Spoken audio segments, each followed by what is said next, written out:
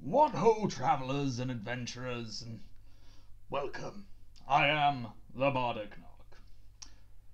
Okay, so this is going to be much smaller, shorter, and not actually like the advice videos and my personal opinions I've been giving thus far.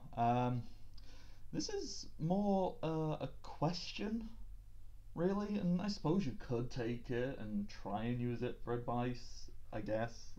Yeah.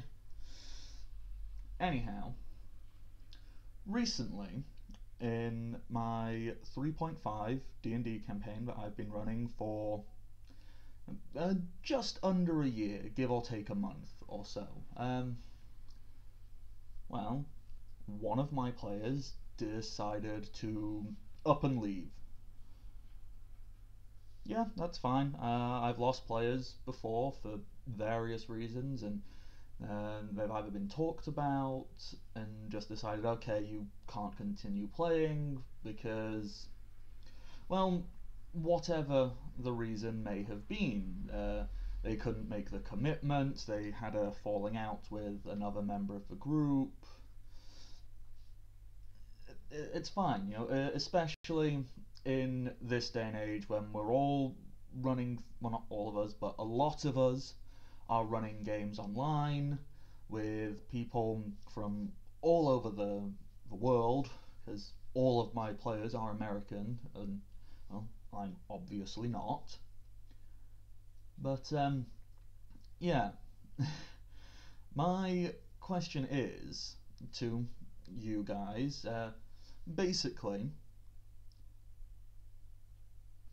was I the dick DM, or was he a problem player? Okay, yeah, these are the main reasons anyone stops enjoying a game and leaves. Either because it's a problem player or a dick DM. So, I'm gonna just give you the basics. There's no point like going into detail and making out like this guy is an awful person or go on like I made some grievous mistake, because alright, yeah, I might have done, and in which case tell me and I'll learn, because I don't want people to think, I don't want people to believe or think that it's appropriate to just go, I'm done, I'm leaving. Because we're all reasonable adults, or human beings for those who aren't adults yet. Children play this game too, it's fine. We're all human beings, we're all capable of activating our vocal cords and making sounds to engage in conversation, to, you know, not just walk away. Yes, if you have a conversation and then it reveals that, yeah, this isn't going to work because I want to play like this and you want to play like that, or because you did this awful thing that I can't forgive you for, or because you're not doing whatever, it doesn't matter. I could sit here for hours coming up with reasons. So, anyhow, in this particular scenario, because, you know, of course, I'm biased in believing that I was in the right, but I like to believe I am a mature, reasonable human being who can go, maybe I should check with somebody before I start puffing out my chest and going, bah, bah, bah, bah, bah, bah, this person was wrong and I'm right because I am the DM and I am always right. Because I'm not, Dungeon masters are humans and players are humans, it's fine. We all, blame is equal, everyone can be at it, everyone can be blamed, is the point I'm getting at. So anyhow,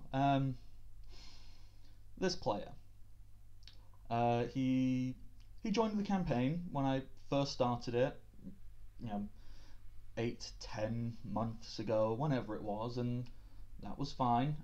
This was my first ever game I was running via Roll20, so I didn't know what to expect from a lot of people. Well, most of my original party. Actually, no, wait, most of that party is still around. Way to go, guys! But a decent number of them have left, and then people have come, and people have left, and so on and so forth. It's fine, you know. But this person, anyhow, what they did is they obviously had a lot of knowledge. So much so that it actually kind of surpassed mine, because before this, well, I'd only ever played with my friends at my table, using the way I understood the rules. You know, I've been doing that for, nearly 10 years, so maybe a little bit surprised to have all these things I had literally never even heard of thrown at me. But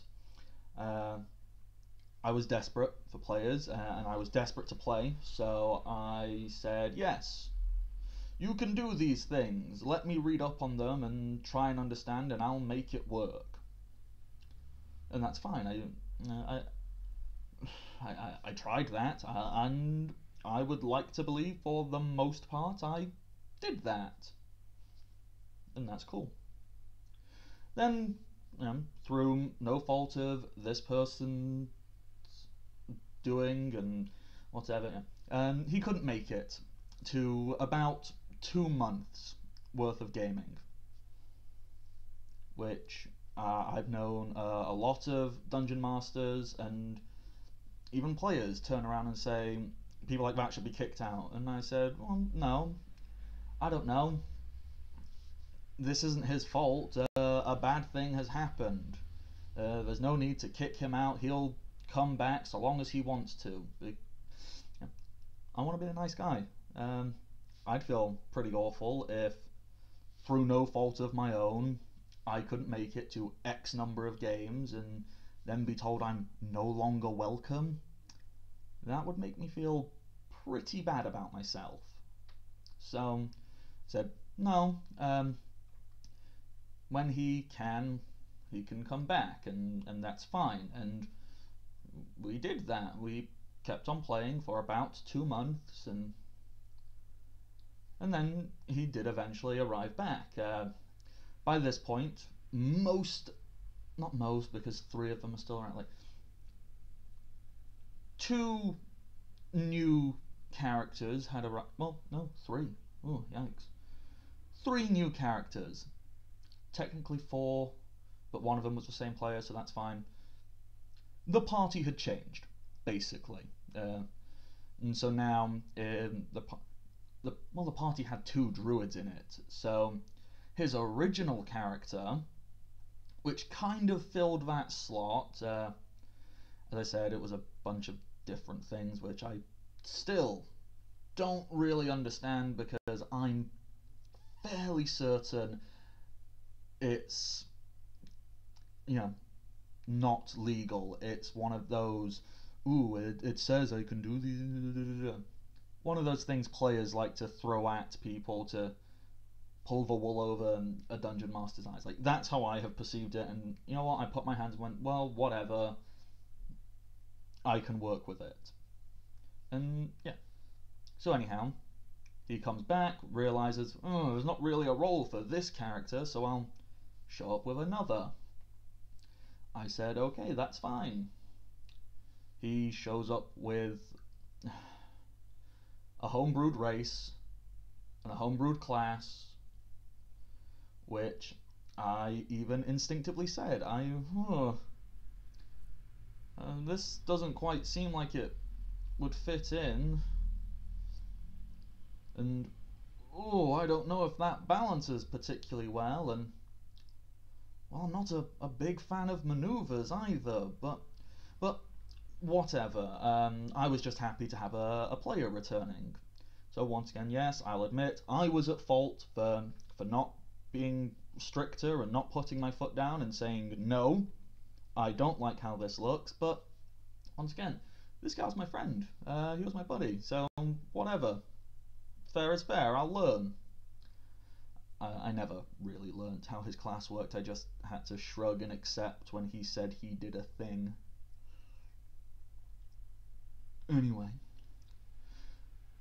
And, okay, once again, he shows up, he doesn't show up, it's hit or miss, best of times, and I know I had been getting rather annoyed at this behind the scenes. Not bad-mouthing, not telling other players, just telling my other half that, oh, this player bothers me. Grr, I wish he showed up more. And that's fine, because that's in my own home, talking to my other half, and it doesn't hurt anybody. That's fine, we all need to blow off steam. Anyhow, as the adventure continues, I start dropping hints and suggestions and outright telling the players that, oh, there's a dragon. Ooh. And of course, who doesn't want to fight an imaginary dragon by rolling pieces of plastic around? So this player all of a sudden starts to show up again and starts bringing up options for this first character he had that had vanished off into the ether. So once again, I'm a very easygoing guy. This is not a particularly well balanced party, so I was okay with letting him play two characters, providing they weren't always going to both be there. I have another player who runs two characters in that group, and it's fine. I work with him fantastically. And so anyhow, yeah, okay, go right ahead. Call me naive, immature, stupid, because, yeah, I was thinking these things about myself. But it's fine. I put on my big boy pants and said, I will figure it out. Unfortunately, once again, because this is a character I am not familiar with, it's a race from an expansion book not made by Wizards of the Coast, it's something else, it's just all kinds of stuff, and he had done the right thing as a player. He had sent me this information, he had sent me the links to the official books. This isn't just a homebrew from a website, these are proper things, and I went, okay, I think I get it. Turns out I didn't. I totally miscalculated, and when he shows up with this new interpretation, something which I had to do some serious dungeon mastering fluffing to justify his character being reincarnated in this specific form, so he could be a dragon, a literal 100% walks on four legs dragon. Yeah, you see this? Bad DM. Bad. I should have said no. I didn't, because I'm an idiot. And I believed, stupidly, I could work with it. When he arrives in this new form, he flies in and one-shots my boss enemy for that week, dealing over 100 damage in a single attack. So I sit back and, okay, wow, I miscalculated that. And so I went away and got out my little notebook and started going, oh, how can I make it so he can't just come in and do this again? Someone not just can, as a, ooh, if he rolls really high, like, no, with this one singular move, he can do, whatever it was, up to 3 times a day. I don't know. Because the writing wasn't clear, and I didn't see anything which said any of this, so once again, totally okay with admitting I might be in the wrong for not reading it. That's fine. I probably am, but whatever. And so I go away, I try and think up a counter to this. I go, ooh, okay, I'll put something out there with damage reduction, yeah. That'll trim you down. Nope. Did a very similar thing. So I go away and I try and think, there's got to be something I can do to slow this down. There's got to be. Ooh, mischance, only half his attacks hit. He just killed it in 2 hits instead. Which, I'm sorry, a group of level whatever they were, 8, yes, level 8 I think they are, adventurers, they should not be able to kill a CR10 creature in 2 hits. Not 2 full rounds, I can justify 2 hits. It's just silly. And so I eventually go away and go, oh, they're coming up to my final big encounter of this entire story arc they've been working on since they were level 6. So this story arc has taken them from level 6 right the way through to, well, they're going to be level 9 by the time they finish this encounter. It's been a long story arc, to say the least, and this is my big final battle. In fact, we're still partway through it. They don't know what else I've got planned, and what I did is, okay, you know what? This evil druid, he's been trying to corrupt the 4 base elements of nature, and he's gathered in the central nexus of this mystical place in which he is corrupting them to his whim. And so I drew out this map, and I'm not a good artist, I can't draw. It took me quite a lot of time to actually just place this out. I had to go back and look at previous maps and so that's the symbol I created for earth and fire and so on and so forth. And I basically designed this encounter to put stops to how my players had been handling things. One of my players can fly, so he normally just floats in and does what he wants, and one of my players is very good with his character's bow, and so I thought, okay, you know what, this part of the map, that's going to be strong gusts of wind, so that will deflect you. Had parts of it in which acid would splash out at them, had parts where fire would go at them, because I've got druids who are very much obsessed with using entangle.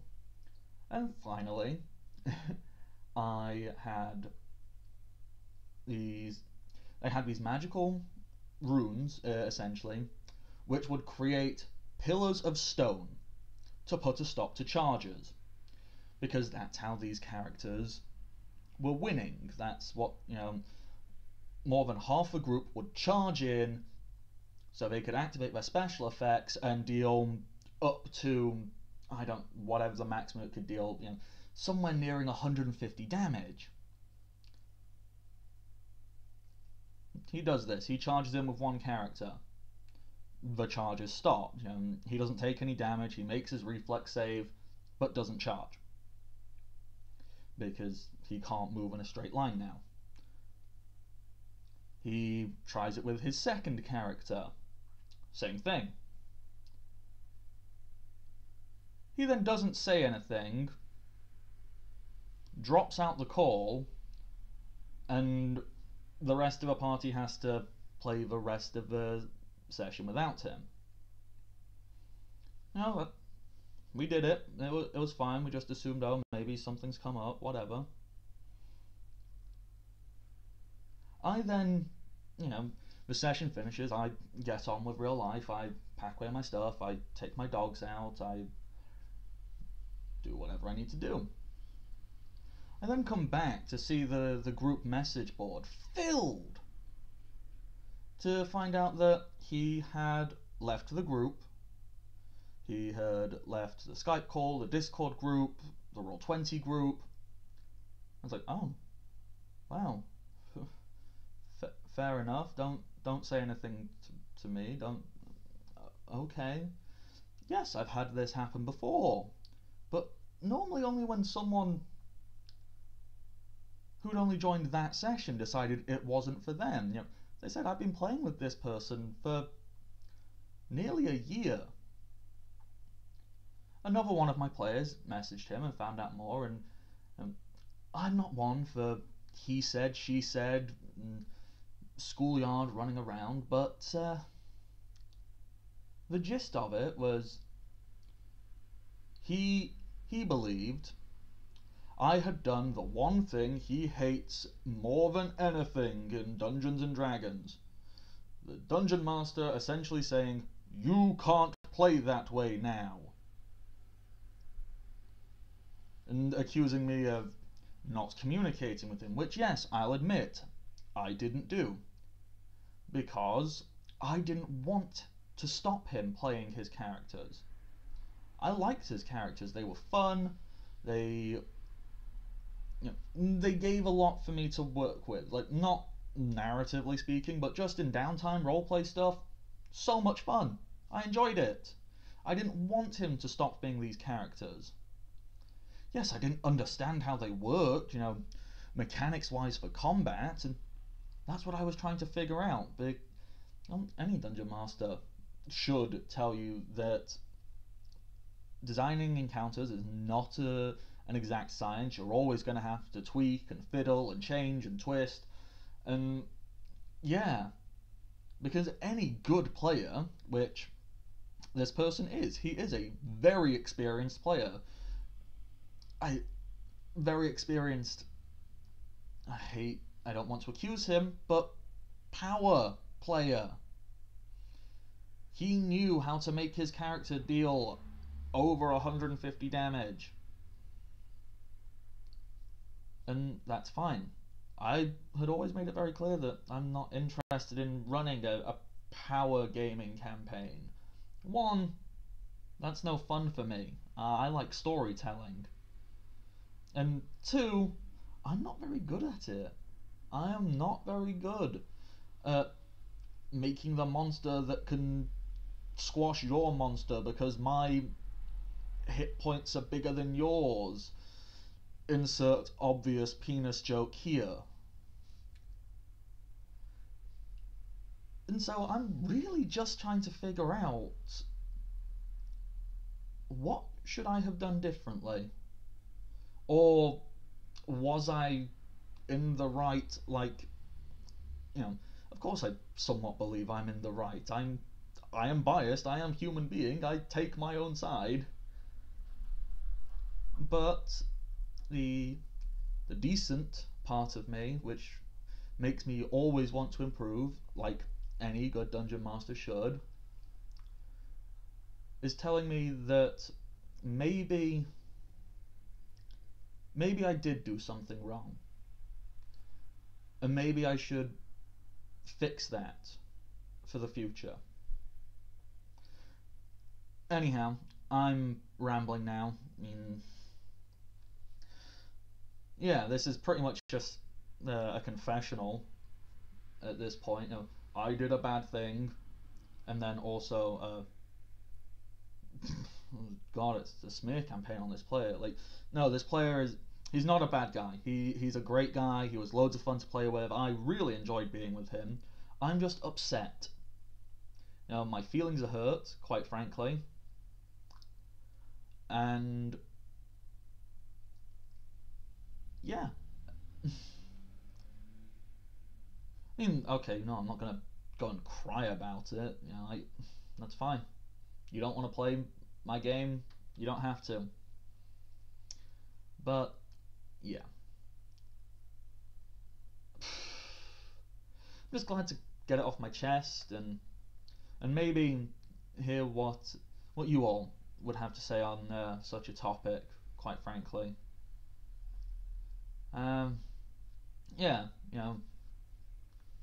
comment in this general area, or like and subscribe and all that good stuff. And I don't know, maybe I might do more of these types of videos where it's not so much me talking about a specific thing, maybe me talking about this thing that happened in my game and I'm not sure, or whatever. I shouldn't promise you that. Next you're going to be expecting like a striptease or something. No, I am not. Ever. Anyhow, thanks for watching. It's been a pleasure. Sorry to have wasted 25 minutes of your life with inane ramblings of some bearded British man. Anyhow, I am the Bardic Knock, wishing you good health and happy adventuring.